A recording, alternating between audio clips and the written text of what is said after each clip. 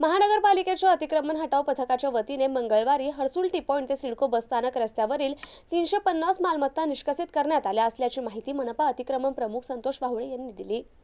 Delhi gate परिसरातील कारवाईनंतर मंगळवारी मनपा अतिक्रमण हटाव पथकाने हर्सुल टी पॉइंट ते सिडको बसस्थानक सर्व्हिस रस्त्यावर कारवाई सुरू केली आहे। दिल्ली गेट परिसरातील नागरिकांचा विरोधानंतर मंगळवारी मोठा फौजफाटा तैनात करण्यात आला होता। या रस्त्यावर जागोजागी अतिक्रमण पथकातील जेसीबी, बुलडोझर यांच्या मदतीने पाडापाडी करण्यात आली होती।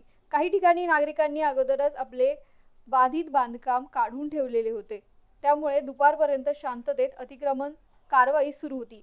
या रस्त्यावर कारवाईमध्ये जवळपास 350 मालमत्ता, दुकानं, इमारती, घर बांधकाम बाधित होत असून ते निश्चित करण्यात येणार असल्याची माहिती मनपा अतिक्रमण प्रमुख संतोष वाहुले यांनी दिली आहे।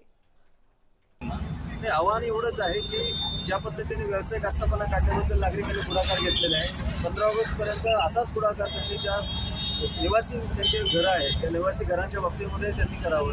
कुठली आपली घटना टाळण्यासाठी त्यांनी स्वतःहून तर याला पुढाकार घेऊन तर आपल्याकडे त्यांचं आर्थिक नुकसान पण होणार नाही आणि त्याबरोबरच जे महानगरपालिकेचं जे मनुष्यबळ आहे, यंत्रसामुग्री आहे, त्याच्यावरती वाढीव ताण यापुढे कारवाई हे रेल्वे स्टेशनच्या पुलापासून म्हणजे अंडरपास जो खालचा आहे आपला रेल्वे स्टेशनच्या पुलाखाली तिथंपासून ते मस्जिद कॉर्नरपासून RTO पासून बाबा चौक आणि बाबा पेट्रोल पंपपासून ते API कॉर्नरपर्यंत सलगपणे एक स्ट्रेचमध्ये कारवाई होती। आम्ही हर्सुल टी पॉईंटपासून ते सिडको बसस्टँडपर्यंत करण्याचं नियोजन कालच केलेलं होतं आणि त्यानुसार मागच्या आठवड्यामध्ये 15 दिवसांमध्ये आम्ही प्रत्येक ठिकाणी जाऊन अनाउन्समेंट केलेलं होतं, जाहीर आवाहन, जाहीर प्रकटन सगळ्या माध्यमातून आम्ही नागरिकांना अवगत केलेलं होतं।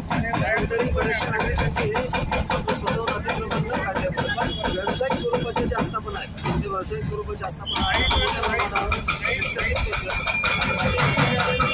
निर्देश होते। त्या पद्धतीने जे रहिवासी घर असतील, निवासी घर असतील त्यांना 15 ऑगस्ट 2025 पर्यंत निश्चित आपल्या चॅनलच्या माध्यमातून त्यांना पण हीच विनंती करतो की 15 ऑगस्ट 2025 पर्यंत निवासी घर असतील त्या निवासी घरांना स्वतःहून त्यांनी ते काढून घ्यावं आणि आपलं संभाव्य होणारं नुकसान टाळावं।